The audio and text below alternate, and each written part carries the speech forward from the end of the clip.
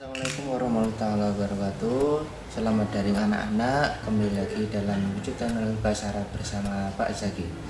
Untuk materi hari ini saya akan menjelaskan tentang bab A'dha'ul Jismi, yaitu materi pembuka untuk kelas 5. Jadi nanti silakan disimak di rumah masing-masing sampai pelajari. Nanti habis Bapak jelaskan, nanti sampai bisa mengerjakan tugas setelah ini. Untuk materi pertama kita akan mengenal penggunaan kata indi dan indaka. Nah, pada bab A'dha'ul Jismi di sini itu kan membahas tentang beberapa anggota tubuh seperti kepala, kaki, tangan dan lain-lain, pokoknya berhubungan dengan tubuh sampean. Nah, di sini pasti kita menggunakan dua kata yang penting di sini. Yang pertama adalah indi, artinya saya punya atau kepunyaanku. Yang kedua adalah indaka atau indaki, yang artinya kamu punya atau kepunyaanmu, baik laki-laki maupun perempuan. Karena apa? Karena dua kata ini merupakan kata penghubung untuk menunjukkan sesuatu yang Anda punyai. Contoh, indi kolamun, saya punya pulpen. Indi kitabun, saya punya buku. Nah, di sini kata indi nanti sampai pasangkan dengan kosakata yang sampean pelajari kemarin. Contoh, saya punya kepala. Berarti di sini indi, contohnya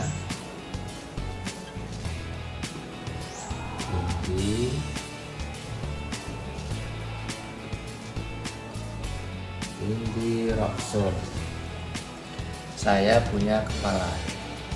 Atau untuk menunjukkan orang kedua, seperti contoh, kamu punya tangan. Berarti pakainya kalau laki-laki indaka yadul, saya kamu punya tangan. Kalau perempuan berarti pakai indaki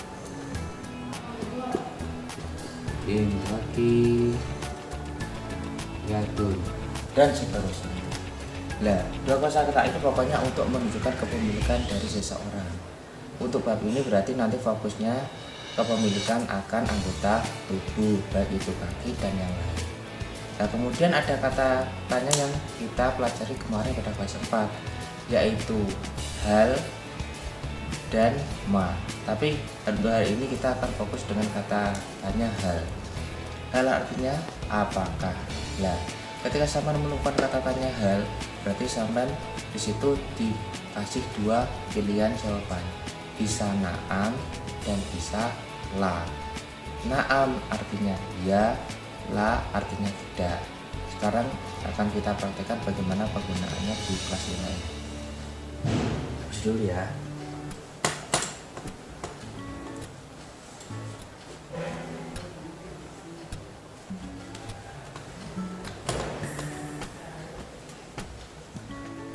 Kita ambil contoh satu saja. Di situ ada kata tanya hal.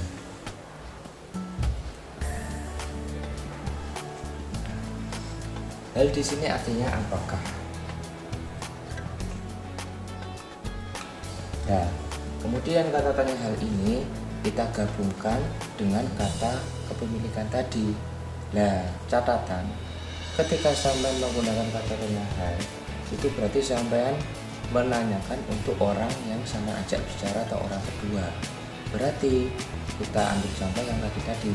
Sama umpama ingin menanyakan kepemilikan anggota tubuh dari teman kamu yang laki-laki, contoh. Berarti sampean pakainya hal indaka apa ya? Bahasa Arabnya rambut saja, sya'run.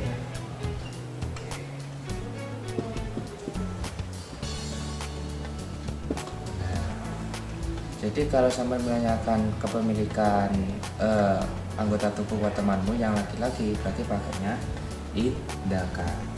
Hal indaka sya'run, apakah kamu punya rambut? Seumpama teman kamu topinan, gak kelihatan rambutnya, kamu penasaran, kamu tanya, Hal indaka sya'run, apakah kamu punya rambut? Nah,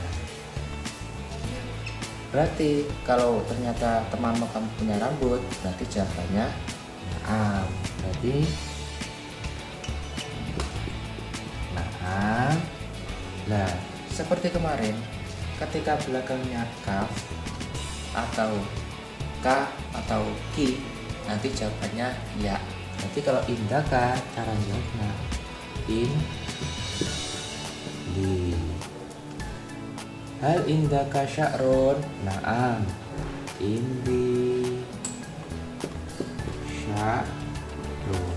Pokoknya catatan, setiap ada kata tanya hal itu yang diulangi, pokoknya kalimat setelah hal. Berarti kalimat setelah hal mana? Yang ini.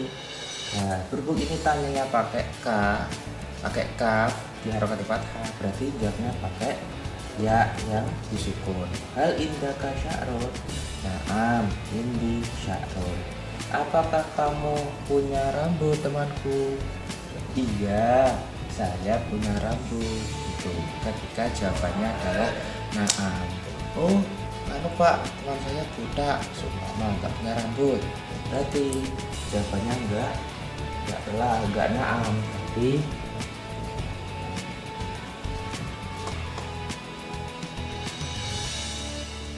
jadi jawabannya pakai lah. Jadi seperti itu.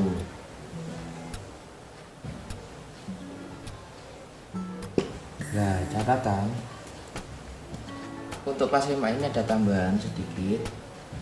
Seumpama yang ditanyakan adalah sya'run. Nah, di sini kok ternyata tidak punya, berarti pakainya la bal. Balasnya apa Pak? Artinya adalah tetapi.